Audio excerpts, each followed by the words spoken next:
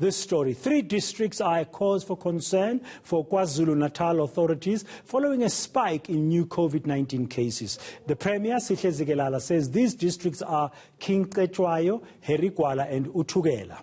Meanwhile, the Premier's office is also facilitating the repatriation of Lindani Myeni's body. The former South African rugby player was shot and killed by US police in Hawaii last week. A lot of mystery surrounding this one. For more discussion on these 2 issues on the Midday View, I'm joined now virtually by Premier Sihle Zikalala. Premier, good afternoon. Welcome to the Midday View on eNCA. Can we first start talking about your concerns around the spike you've noticed in those 3 districts in Kwazulu-Natal in terms of COVID-19 infections? Yes, thank you, and thanks for having us in your program. We are quite pleased with the number of the lowering of infections. However, the situation in King Cetshwayo, uThukela and Gwala is concerning, where in the recent past week, we have seen the spike and the rise of infections. And this means we must be extra careful and help the districts to ensure that they enforce preventative measures, but also are able to trace those who are infected so that processes of ensuring that we curb the spread will be implemented. Yeah, you are almost like in a similar situation with the Free State. On Friday, I interviewed the MEC for Health of the Free State Province, Metsi, who also pointed out a few districts that are concerning there. But she said it's a cluster spread caused by the schools. What would you attribute the spikes in King Cetshwayo, Gwala and uThukela districts in KwaZulu-Natal? What are the reasons for the spikes in your view? Well, it's general. It's not a spike per se. It's not a spike that you would say it's attributed to a particular cluster, but it is generally spread all over these districts. So you will not say this is one event or activity that contributed to the spike, but we need then to encourage community members to ensure that they embrace preventative measures, because that's the only thing that will help us up until we all go through the vaccination process. Do you think those communities in those areas have been a little bit more lax in complying with the COVID-19 protocols? Indeed, we have seen a high level of complacence where people will lower guards and don't wear masks, and some will have events that have more than what is the limit.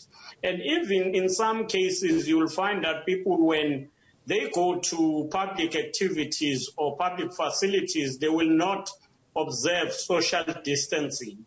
So it is the issue of complacence which we need to deal with. And the health authorities are going to be dealing with that. Are you going to be spreading more awareness messages now? Because it's like people are caught because there's vaccination rollout coming, the next phase, maybe we'll be okay. So are you going to be ramping up the awareness efforts? Yes, awareness effort so that we conscientize people to embrace the preventative measures, and not to think that because numbers are lowering, then they believe that we're out of danger. We're not yet out of the woods, and we need to be careful as we go forward. Premier, finally, is your province ready for the next phase? We understand now that the next phase, or will resume the current Johnson & Johnson vaccine rollout on Wednesday, and the country's preparing to the phase 2 from the middle of May.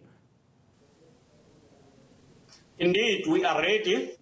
We are toward the end of phase 1A, and we will be completing phase 1B soon, within a week, once J&J process is resumed. And we are also ready for phase 2, which will go parallel toward the end of phase 2. We will see also phase 3. And we're encouraging people to register. We're quite satisfied with the high number of registration of health workers so far, and grateful that there are no incidents that have been reported.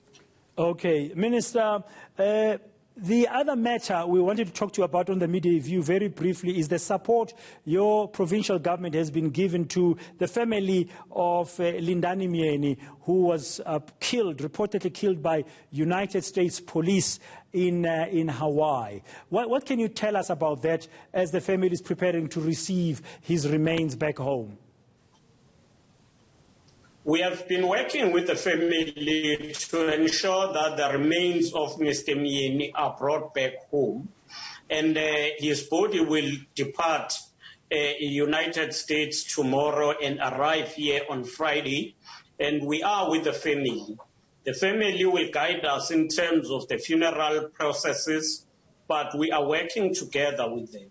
We are quite disturbed by the incident itself, and we are working with the Consular General as well as our embassy to take up this matter with authorities, because it does appear that in America, the issue of black people being ostracized and killed by police, it's now becoming a norm, and it needs to be taken up.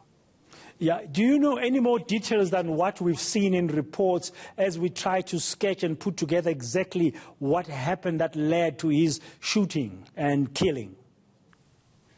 We don't have anything tangible except what his wife communicated in public and what is in the media already.